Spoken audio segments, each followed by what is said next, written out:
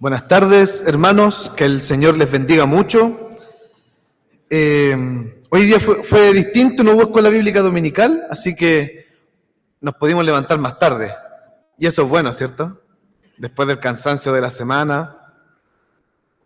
Así que también les paso el aviso que la próxima semana tampoco tenemos escuela bíblica dominical porque seguimos de vacaciones, entre comillas. Así que la próxima semana también se puede relajar un poquito más y levantarse un poquito más tarde. Pero ya la subsiguiente, ya volvemos a la escuela bíblica dominical, con gozo, de alegría para aprender más de la palabra del Señor. Hermanos, les pido que abran sus Biblias en Juan capítulo 4, de los versículos 31 al 42. Juan 4, del 31 al 42.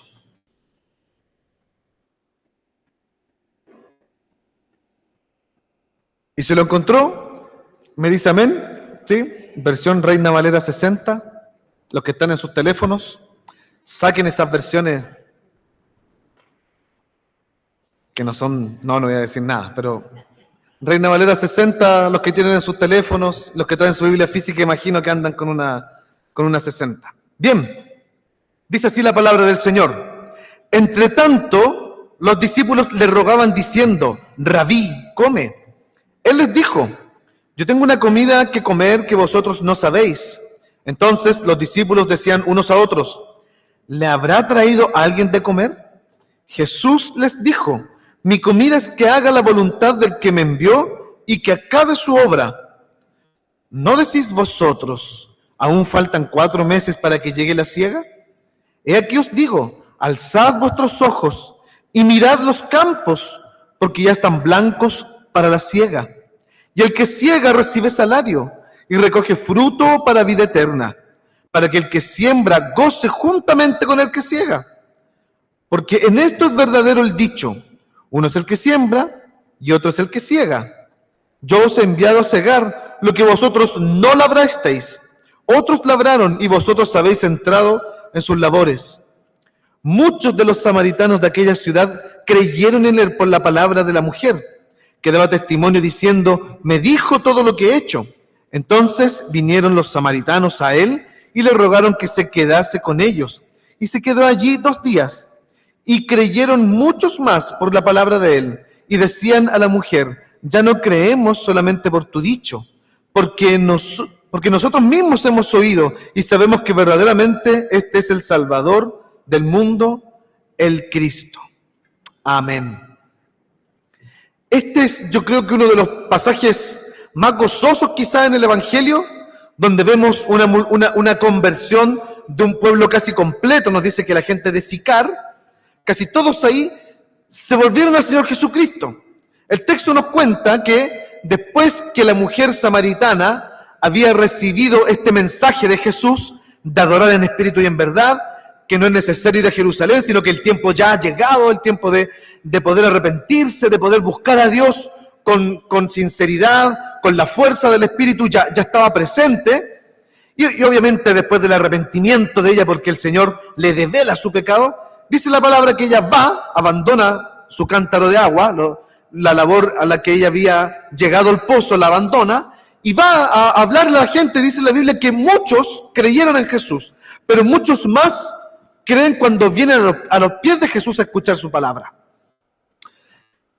Entonces, uno cuando está involucrado en un trabajo, en una misión, y las cosas resultan y salen bien, uno se pone contento, porque para eso uno está trabajando, para eso uno se está esforzando. Si yo quiero lograr ciertos objetivos, y yo logro los objetivos en los plazos determinados, o incluso antes, yo me alegro mucho, yo me gozo mucho.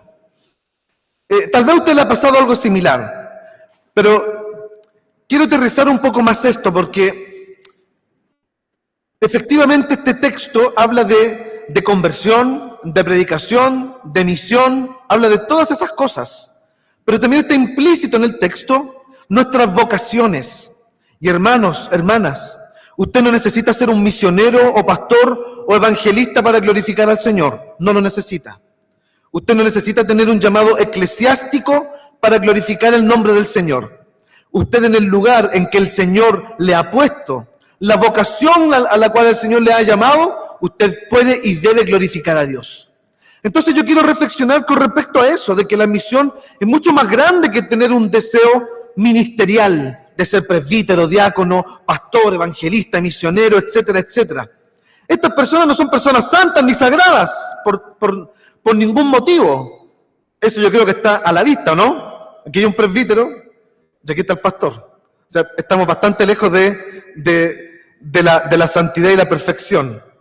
Solamente la podemos lograr en el Señor Jesucristo. Por tanto, a lo que voy es que cualquier vocación a la cual usted se dedique puede ser consagrada al Señor y debe ser dedicada al Señor.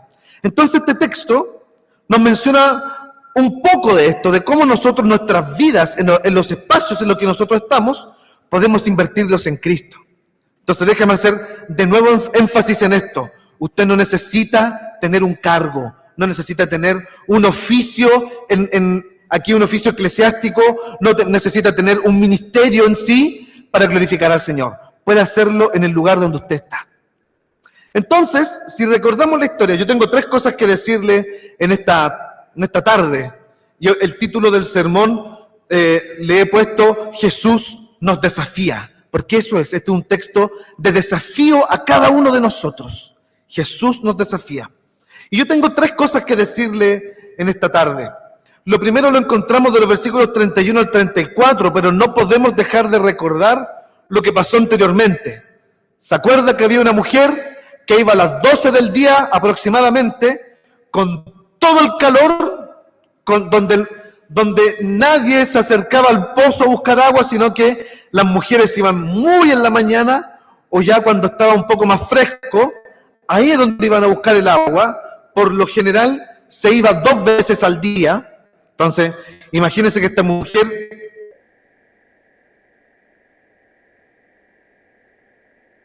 era la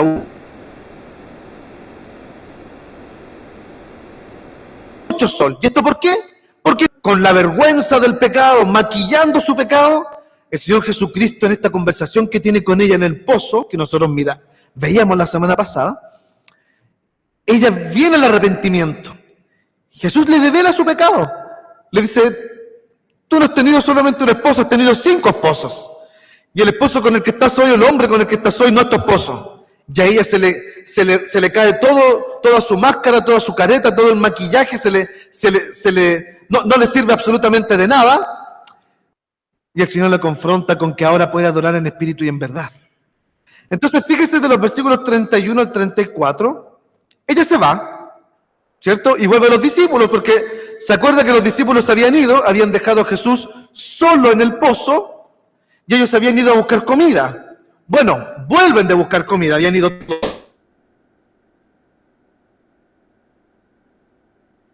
todos juntos a buscar comida. Entonces vuelven, y dice la Biblia que entre tanto que ellos volvieron,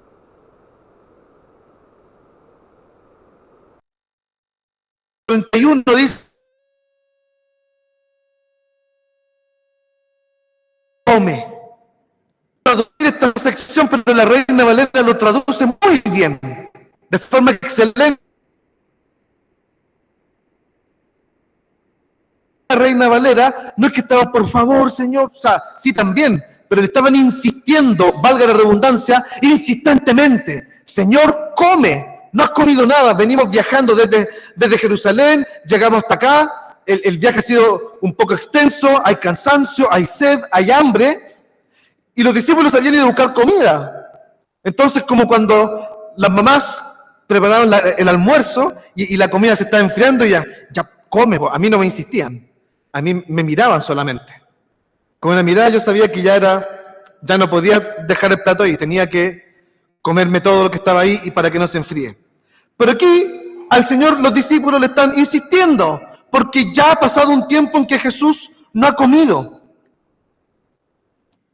Yo no sé si usted ha experimentado esto, hermano, hermana, en que usted está involucrado en una labor tan gozosa, tan maravillosa, tan alegre, que se le olvida incluso almorzar.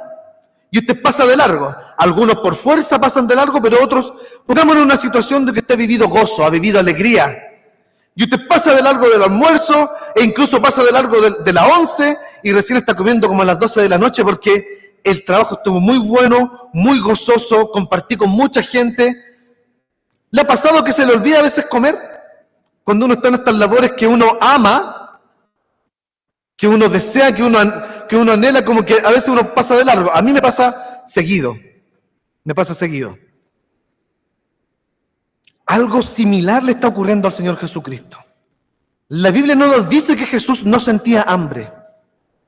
La Biblia no nos dice que Jesús no tenía necesidad de no comer, sino que todo lo contrario. Es muy probable que los discípulos hayan visto en él el cansancio, la fatiga, y por eso le insistían en comer. Pero lo que estaba ocurriendo, hermanos, era tan grande, tan maravilloso, tan glorioso, que la comida pasó a segundo plano. Entonces a mí me gustaría que nosotros pudiésemos reflexionar en el versículo 31 y 32 brevemente, porque después el Señor le responde cuál es su comida. Y les dice, Él les dijo, yo tengo una comida que comer que vosotros no sabéis.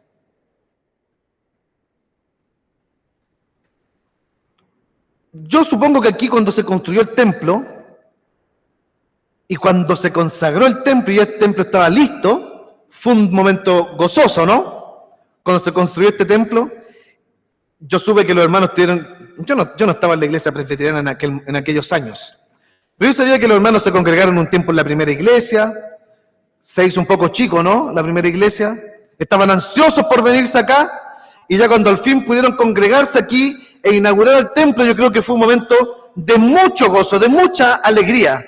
De hecho, hay fotos abajo, si usted las quiere ver, de cuando se pone la primera piedra, después está el templo listo ya, consagrado, etcétera, etcétera. Bueno, está la foto ahí. Y yo por lo que veo en las fotos también es que había mucha alegría, mucho gozo. Cuando uno acaba la obra, la tarea a la que uno le han encomendado, y al fin uno dice, listo, terminamos esa ampliación de la casa que usted se demoró años en hacerle, que nunca ha terminado ya, pero al fin, ¡pum! Justo le cayó ahí Pero pasa, porque a mí también me pasa. Esas labores, esos trabajos que quedan pendientes, cuando al fin los terminamos, como, ya, al fin, listo, he terminado. Fíjese lo enceguecidos que están los discípulos. Yo quiero forzar un poco esta reflexión. Fíjese lo enceguecidos que están los discípulos. Ellos saben cuál es la misión de Cristo. Y Jesús se lo había contado ya, que las personas vinieran a Él y creyeran en Él. Juan el Bautista también había dicho eso. Vayan con Él, con el Cordero de Dios, porque Él es el que limpia el pecado del mundo. O sea, ellos sabían que el ministerio de Jesús era un ministerio de predicación. Lo sabían, lo tenían claro. Pero han superpuesto en una posición tan alta y tan grande sus necesidades básicas que se les olvidó que habían más necesidades importantes que la salvación de las almas. Entonces, cuando el Señor Jesucristo en el versículo 32 dice, yo tengo una comida que ustedes no saben, Jesús está mirando cómo las personas están siendo salvadas de la muerte y del infierno. Eso es un gozo, eso es una alegría. Porque déjeme decirle algo, se cumple todo lo que se profetizó en el Antiguo Testamento. Todo lo que se anunció, esa esperanza de que venía el Cristo, que iba a rescatar al menesteroso, al despreciado, al pobre, al débil, aquel que estaba perdido, que iba a liberar del cautiverio a los esclavos. Al fin se cumplió la hora.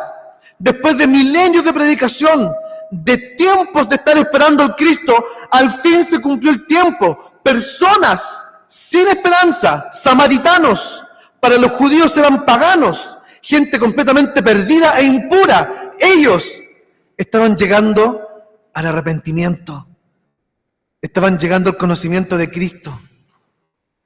Entonces esto es mucho más grande que terminar una ampliación o terminar el templo. Personas están siendo rescatadas del infierno. Personas se están volviendo al Señor Jesucristo. Entonces imagínense Jesús ahí, el gozo, la alegría que sentía Jesús. O sea, la comida pasó a segundo plano. Pero déjeme reflexionar un poco más con esto, porque me parece que este es nuestro problema y uno de nuestros problemas más grandes. Y es que nuestras necesidades básicas o lo que nosotros creemos que son necesidades, las hacemos como el sentido de nuestra vida. Y ese es un problema muy grande, porque Dios te ha dado una vocación.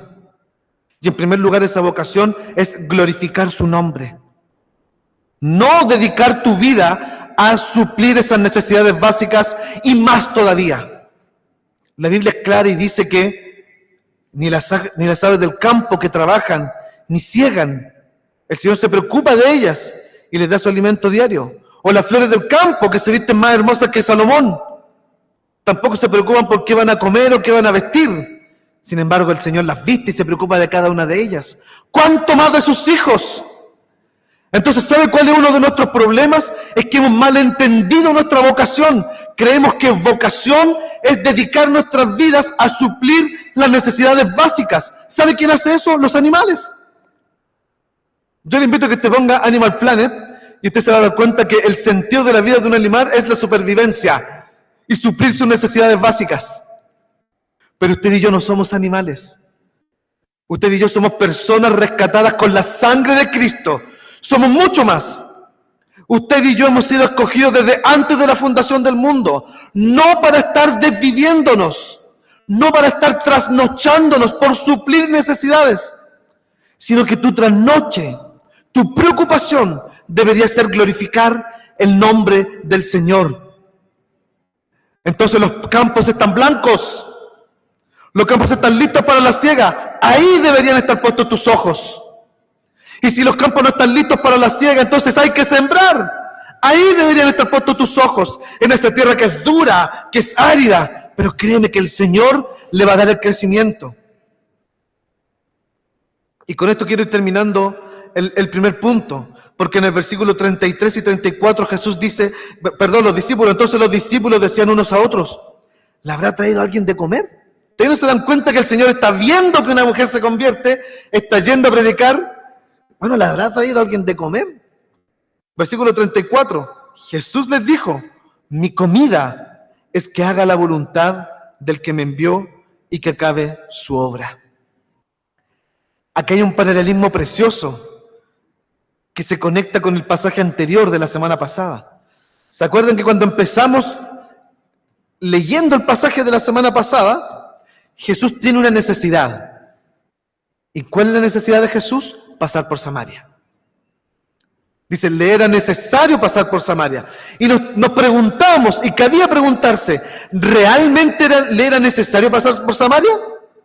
Cuando habían otros caminos, más seguros incluso, con mayores beneficios, sin embargo pasan por el camino más duro y con mayores peligros, que es pasar por Samaria. Pero Jesús necesitaba pasar por Samaria. ¿Por qué necesitaba pasar por Samaria?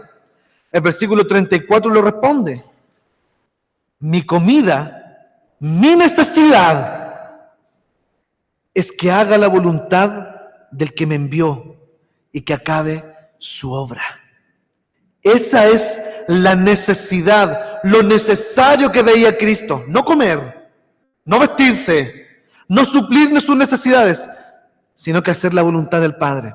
Y hermano, no me confunda, no estoy diciendo que usted el día de mañana vaya a su trabajo, renuncie y le diga a su jefe, no, es que de aquí en adelante mi comida es que yo haga la voluntad del Padre, así que dejo de trabajar y no alimento más a mi familia, no me preocupo más de mis responsabilidades. No estoy diciendo eso, hermanos. No estoy diciendo eso. Que eso sería maravilloso. Pero no estoy diciendo que haga eso, no lo haga, por favor. Tampoco le digo que saque a su hijo del colegio y que todos se dediquen a... No se trata de eso. Se trata de que en el lugar, en el espacio en el que tú estás, tu necesidad sea hacer la voluntad del Padre. Con esto quiero terminar ahora sí el primer punto. En mi casa teníamos un reloj cuando estábamos en San Carlos, que yo lo ponía debajo del microondas porque el mueble donde estaba el microondas estaba chueco, entonces con el reloj quedaba derecho el microondas. En vez de poner un palito. Y era un reloj bien bonito que compramos en Chiloé, como con un timón, como con un ancla. Pero lo puse ahí porque no lo usamos nunca. ¿Es la función del reloj ese? No. La función del reloj es que yo lo cuelgue, le ponga las pilas y me dé la hora, ¿cierto? Entonces, cuando yo alce la vista y diga, ya, es la hora de irse a la iglesia, a la escuela bíblica dominical en 2 semanas más. Esa es la función del reloj. No ponerlo bajo el microondas. Tú no fuiste creado.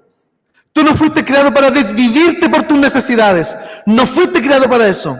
No fuiste creado para ser puesto debajo de un microondas y afirmar el microondas para que esté derecho. Tú fuiste creado para glorificar el nombre del Señor, para hacer su voluntad.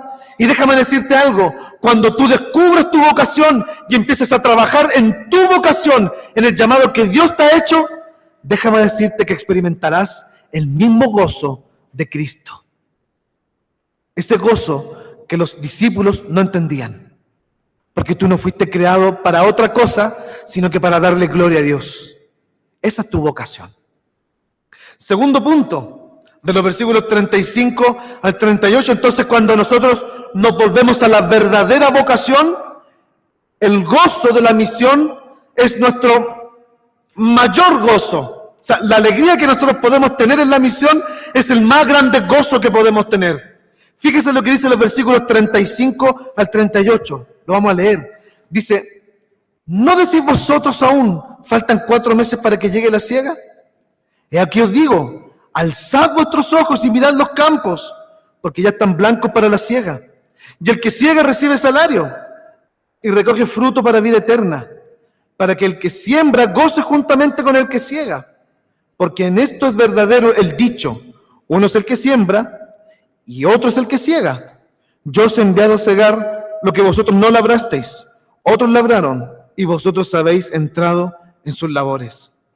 Jesús aquí se manda 2 dichos populares. No es que estaban cerca del tiempo de la siega, sino que había un dicho popular en el siglo I, es como, ¿para qué te vas a apurar si faltan 4 meses para la siega? Es como, ¿para qué te vas a apurar si esta persona siempre llega tarde? Era un dicho popular de aquel contexto, porque entre la siembra y la siega de la cebada eran 4 meses. Por tanto, este dicho popular se usaba para decir, no se apuren, ¿ya? Era un dicho como para hacer énfasis en que no había prisa. Entonces Jesús le recuerda este dicho popular, le dice, ustedes dicen, los judíos tienen este dicho popular, faltan 4 meses para que llegue la siega, o sea, falta un tiempo todavía, no hay que apurarse. Pero fíjese lo que dice Jesús aquí. He aquí os digo, alzad vuestros ojos y mirad los campos, porque ya están blancos para la siega. Los campos del reino del Señor funcionan distinto a los campos terrenales. Y tú tienes que entender eso. Los campos del reino del Señor funcionan distinto a los campos terrenales. No van en función de los meses, van en función del tiempo de Dios. No van en función de nuestro propio esfuerzo, sino que van en función del trabajo y del obrar del Espíritu Santo, y no de tu esfuerzo. Porque para que el campo dé su fruto, hay que estar atentos, hay que estar regando, hay que estar cuidando del sol, de los insectos que estén por ahí, por algunas plagas que pueden andar dando vueltas. Uno tiene que estar preocupado. Entonces, mucho del resultado de los campos terrenales depende del sembrador para tener una buena cosecha. Pero en este caso, fíjese lo maravilloso del reino de Dios. El crecimiento de los campos no depende de tus cuidados, depende del Espíritu Santo. Los tiempos son distintos. ¿Qué había pasado ya para que esté dando su fruto? Jesús había conversado con esta mujer despreciada. Esta mujer va y le dice a los samaritanos, parece que está el Cristo acá. ¿Y qué pasa en el tiempo del campo de Dios? ¿Pasan 4 meses? No. Ya en el tiempo de la cosecha. Simplemente con que ella haya dicho, parece que está el Mesías acá, me dijo todo lo que hice, ya era el tiempo de cosechar los campos. Hermanos, hermanas, no es necesario que tengamos que esperar un largo tiempo para ir a cosechar los campos. Déjeme decirle algo, que yo no sé si usted lo sabe, pero Cristo ya vino, murió y resucitó. Está a la diestra del Padre y ha enviado su Espíritu Santo para que nos acompañe hasta el fin de los tiempos. ¿Usted sabía eso? Mateo capítulo 28 dice: toda potestad me ha sido dada en los cielos y en la tierra, por tanto vayan y hagan discípulos. ¿Usted sabía eso, cierto? Porque lo hemos mencionado varias veces. Esta no es una batalla, no es una guerra. Usted no va a una batalla a luchar contra Satanás. Nadie lucha con alguien que está vencido. Nadie lucha con alguien que está derrotado y condenado. No tenemos una lucha contra Satanás en la misión, porque él ya está vencido. Toda potestad le fue dada en los cielos y en la tierra a Cristo. Por tanto, hermanos, los campos, ¿sabe cómo están? Están más que blancos. Están más que blancos. Los campos están esperando por ser cosechados. Iglesia, entonces alza tus ojos y mira los campos y predica del Evangelio. Habla de Jesús. Habla de este Jesús que murió, que resucitó y que hoy está a la diestra del Padre. Y que toda potestad le ha sido dada en los cielos y en la tierra. Anda y habla de Él. En tu espacio, en tu trabajo, con tus amigos, con tu familia. Habla de Él. Fíjese la expresión que está usando Jesús. Alcen sus ojos, le dice a los discípulos. Los discípulos están con los pancitos, están con las frutitas que fueron a la feria a comprar allá a Samaria. Pero come, pues, Señor. Y Jesús, ¿qué le dice? Miren los campos, miren hacia Sicar, ya están blancos. Hermanos, miren su mundo, miren sus trabajos, miren sus compañeros de estudio, los más jóvenes, miren sus familias. Los campos están blancos. Los campos están listos para recibir la buena semilla y dar el buen fruto. Los campos están listos. Y fíjese que es lo maravilloso de esto. El Señor Jesucristo dice: otros sembraron. Usted sabe que el que siembra, por lo general, ve la cosecha. En los campos terrenales, sino ¿para qué? El que siembra es el mismo que después cosecha. Pero aquí en los campos del reino de Dios, los que sembraron no han visto la cosecha. Los profetas, los del Antiguo Testamento, Juan el Bautista también. Ellos sembraron, pero no vieron la cosecha. Fíjate, tú y yo somos esa cosecha. Y tú y yo somos invitados a cosechar lo que no sembramos. Tú y yo somos invitados a cosechar lo que no sembramos. Muy buen trabajo. Yo lo encuentro un maravilloso trabajo. Ir a cosechar lo que yo no sembré. ¿Y qué dice la Biblia? Tendrás tu salario. Tendrás tu recompensa. ¿Sabes cuál es la recompensa? El gozo de la misión. A ver, ¿y de qué me sirve el gozo? Si yo quiero una tele grande para ver a Chile, que ya no está en la Copa América. Si para qué quiero un gozo, ¿para qué si prefiero comprarme el Play 5? Porque yo trabajo mucho, me esfuerzo mucho, entonces tengo que llegar a la casa y eso me causa placer. Estás completamente equivocado. Estás tomando solamente agua con sal. Es un placer que no sirve absolutamente de nada. El gozo que te promete Cristo es un gozo que desborda el corazón, que trasciende cualquier cosa material que tú puedas adquirir. El gozo que te promete el trabajo en el reino de Cristo es un gozo que tú no vas a encontrar en ninguna parte. ¿Y sabes por qué lo desprecias? Porque no lo has experimentado. No has gozado de este deleite. No has gozado de este gozo. Entonces te invito, ven a gozar de este gozo, de cosechar los campos, de predicar la palabra, y vas a ver cuánto gozo va a inundar tu corazón. El gozo de ver una persona transformada, de una persona que ha salido del infierno para el reino de Cristo. Y ya con esto voy terminando, el último punto. De los versículos 39 al 42, que es el centro de este texto y el cierre de esta historia de la conversación de Jesús con la mujer samaritana. El tercer punto yo lo he titulado como el más grande desafío que tenemos, porque ya tenemos dos desafíos: que tenemos que redireccionar nuestra vocación hacia la gloria de Dios y que tenemos que buscar el gozo de esta vocación, que es glorificar a Dios. Pero el tercer desafío es el más grande y el más potente, y este es para los convertidos. Tienes que transformarte en un testimonio, en un testigo. Y esto es duro, porque esto invita a la muerte. Y no estoy hablando de una muerte física. Estoy hablando incluso de una muerte moral, de tu estatus, de quién eres, de cómo te ven los demás. Ese tipo de muerte. Yo no sé si usted alguna vez se ha preguntado qué pasó con el apóstol Pablo después que dejó la secta de los fariseos. La Biblia dice que él estudió a los pies de Gamaliel. Dentro de la secta de los fariseos, Gamaliel era uno de los más importantes. Y no cualquiera podía pertenecer a los pies de Gamaliel, aprender de él, sino que eran alumnos muy prominentes, muy inteligentes, especiales, de los cuales se esperaba mucho. Gente con posición política y económica también. Gente con mucha influencia. Fíjese que cuando apedrean a Esteban, lo que nos cuenta el libro de los Hechos, es que ¿quién aprueba la lapidación de Esteban? Pablo, Saulo en ese momento.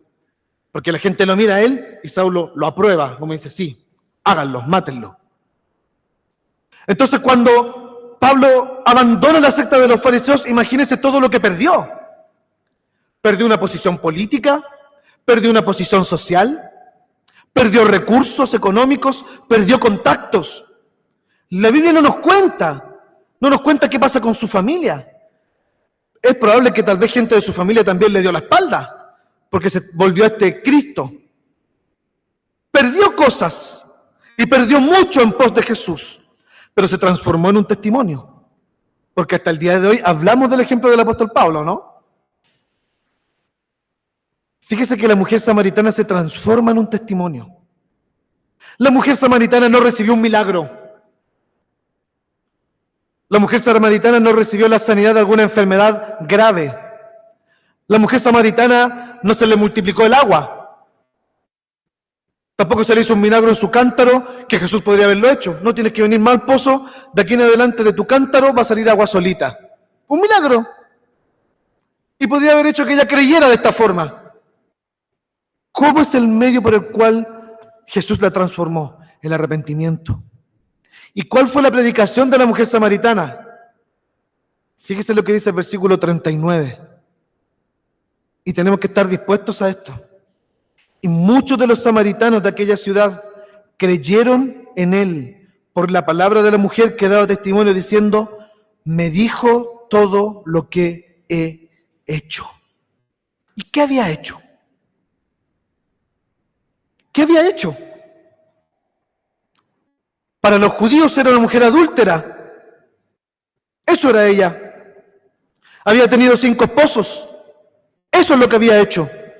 Y con el hombre que ella vivía no era su esposo, era un conviviente. Algo muy condenable en la cultura judía. Y de hecho una mujer podría ser apedreada por esto. Porque es adulterio y fornicación. Y fíjese que ella va y les cuenta a la gente. Yo hacía esto, esto y esto, y él me lo contó. ¿Tú estás dispuesto a eso? ¿Estás dispuesto a mostrarte cómo eres? ¿Estás dispuesto a contar todos los pecados que Cristo te ha perdonado? ¿Estás dispuesto a tal punto de abrir tu corazón y mostrarte tal y como tú has sido? Ella no tenía doctrina, no tenía teología, no era una sacerdotisa, no era hija de algún noble, de alguien importante, con educación, con estudios. Es muy probable que lo que ella sabía del Mesías es lo que había escuchado de otros. La poca información que tenía de Cristo era muy escueta. Sin embargo, ella se transforma en un testimonio y Jesús la usa para enganchar a los samaritanos y que vengan a Él. Pero ¿sabes qué? Se transformó en un testimonio. No te avergüences de tu historia. No te avergüences de dónde Cristo te sacó. No te avergüences de dónde vienes. No te avergüences de lo que tú hiciste. Gloríate en los pecados que Cristo te ha perdonado. Esa es tu única gloria. Nosotros estamos acostumbrados a colgar nuestros títulos. Yo tengo mi diploma del seminario en la oficina y está manchado con agua. Se me mojó. No me interesa. Pero está ahí. Lo tengo colgado porque la Connie me hizo un cuadrito bonito. Si no, lo tendría. Pero estamos acostumbrados a colgar nuestros títulos y que todos vean.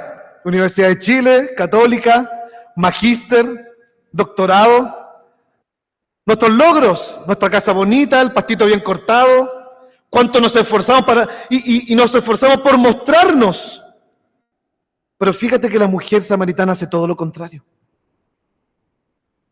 Ella no se esforzó mucho en encubrir su pecado de Jesús. ¿Se acuerda que se esforzó en encubrirlo? Jesús le pregunta, trae a tu marido. ¿Y qué le dice ella? No tengo marido. O sea, maquillando el pecado. Pero Jesús se lo demuestra. Y fíjese que ella va y habla con los samaritanos y ya no encubre su pecado, sino que lo demuestra. Dice, esto era yo. Así era yo. Un testimonio vivo de la transformación en Cristo. ¿Estás dispuesto? ¿Estás dispuesto a morir socialmente por Jesús? ¿Estás dispuesto a morir a ti, a tu ego, a tu orgullo, a tus logros? ¿Estás dispuesto? ¿Estás dispuesto a juntarte con el apóstol Pablo y decir, todo lo que he logrado es basura y es menos que basura, porque esa es la palabra griega? ¿Estás dispuesto a eso? Tú no vas a estar nunca dispuesto a esto hasta que no experimentes el gozo de la salvación, que es lo que está experimentando la mujer samaritana. Y fíjese cómo termina el pasaje. Entonces los samaritanos, ¿qué dicen? Entonces los samaritanos vinieron a él y le rogaron que se quedase con ellos, y se quedó allí 2 días. Le insistieron a Jesús, quédate con nosotros. Escuchamos esto de esta mujer, pero queremos escucharte a ti ahora. Y creyeron mucho más por la palabra de él.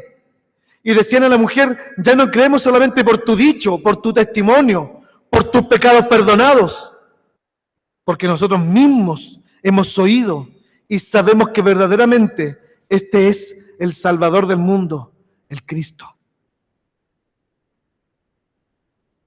Entonces yo con esto quiero terminar, hermanos. Tú no tienes que ir a renunciar a tu trabajo. No tienes que dejar tus actividades y tu vocación, tus estudios. No tienes que hacerlo. Es una transformación del espíritu lo que provoca una verdadera vocación a glorificar a Dios.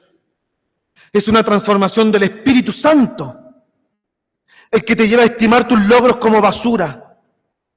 Es una transformación del Espíritu Santo el que te ayuda a ti a transformarte en un testimonio de Cristo. Es una transformación del Espíritu Santo el que tú te puedas gloriar de tus pecados. Es una transformación del Espíritu Santo en que tú puedas reconocer realmente que Jesús es el Salvador del mundo. Usted sabe que si el mundo deja de existir mañana, da lo mismo todos sus trabajos, sus estudios y todo lo que usted hace. Usted sabe que si mañana hay una guerra mundial nuclear, ya da lo mismo su trabajo. Ya no importa más. La remodelación de la casa, la ampliación que estaba pendiente de la que les comenté antes, la casa sin terminar, los proyectos, los estudios, los trabajos, todo eso no importa. ¿Sabes qué? Jesús es el Salvador del mundo. Y si Jesús es el Salvador del mundo, entonces los demás no importa tanto. Él es lo primero. Entonces yo te llamo a que tú mires a Jesús, mires a Cristo, te postres a tus pies y le pidas como los samaritanos, quédate conmigo, Jesús. Quédate conmigo. ¿Cuándo fue la última vez que tú oraste así a Jesús? Cristo, quédate conmigo porque no te siento. No siento tu presencia, quédate conmigo. No entiendo tu palabra, quédate conmigo. No entiendo la enfermedad y los problemas que me han venido, quédate conmigo. Únete con los samaritanos y clama a Jesús que se quede contigo. ¿Y sabes qué va a hacer Él? Se va a quedar. Porque te ama profundamente. Te ama profundamente al punto que fue a la cruz por ti. Oremos al Señor. Señor, te damos gracias por tu palabra. Gracias porque tu palabra es eficaz, es verdadera. Gracias porque tu palabra transforma el corazón. Señor, estamos tan enceguecidos en suplir las necesidades de este mundo que hemos dejado en segundo plano tu reino cuando es lo primero. Buscamos gozos superficiales en esta tierra, gozos momentáneos, cuando tú entregas un gozo que es permanente, que es eterno. Pero estamos tan acostumbrados a beber aguas desabridas, a comer comidas sin condimentos, que creemos que esto es verdadero gozo, esta tierra es gozo. Cuando tu gozo, Señor, es el verdadero sabor de la vida. Cuando tu reino es la verdadera vocación para nosotros, o debería ser la verdadera vocación. Señor, ayúdanos a glorificarte, a darte gloria en donde sea que nosotros estemos puestos, en trabajos, en los estudios, con la familia, que tú, Jesús, sea glorificado. Porque los campos están blancos, porque toda potestad ha sido dada en los cielos y en la tierra. Por tanto, solamente tenemos que ir a cosechar lo que tú ya sembraste. Gracias, Señor, porque a pesar que no merecemos nada por esa labor, tú nos prometes recompensa. Señor, queremos gozar ese mismo gozo que experimentó Jesús al ver la conversión de las personas en Sicar. Queremos sentir esa misma alegría que nunca hemos sentido y que creemos que hemos experimentado en esta tierra. Entonces, Señor, clamamos hoy en este momento, quédate con nosotros. Háblanos tú, Jesús. Quédate con nosotros, Señor. Si estamos amargados, endúlzanos con tus palabras. Si estamos tristes, trae alegría a nuestras vidas con tus palabras. Si estamos enfermos o estamos en una situación que no podemos salir, sálvanos, Señor. Porque como dice tu palabra, tú eres el Salvador del mundo. Te rendimos toda la gloria y todo el honor. Y que el Señor te bendiga y te guarde. Que el Señor haga resplandecer su rostro sobre ti y tenga de ti misericordia. Que el Señor alce sobre ti su rostro y ponga en ti paz. Y que la gracia del Señor Jesucristo, el amor de Dios el Padre y la comunión del Espíritu Santo sea con todo el pueblo de Dios, desde ahora y para siempre. Amén.